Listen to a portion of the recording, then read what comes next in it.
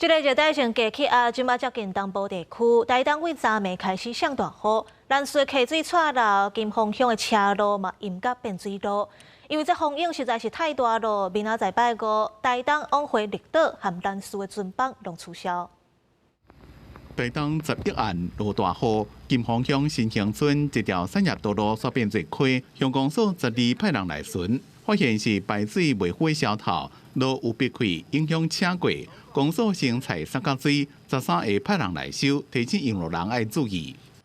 大排水沟因为淤泥的堵塞造成溢出造成我们行驶的道路都淹没了离岛的南势12日是雨也真大，累积雨量超过138毫米，有一寡野溪顶头下来拢是黄色的土水，冲到海沙堡去。因为南势正伫咧传统的乒乓球过船赛，乡民担心放伫咧海沙堡的船的雨水流去，赶紧搬去较悬的所在。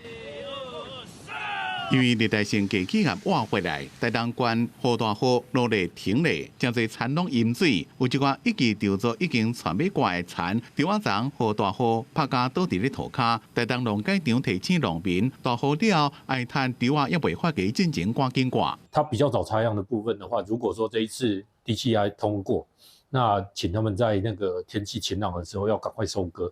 那如果说是比较晚插秧的农友，那可以加强排水。热带性低气压一直影响台东，海边的风景也愈来愈强。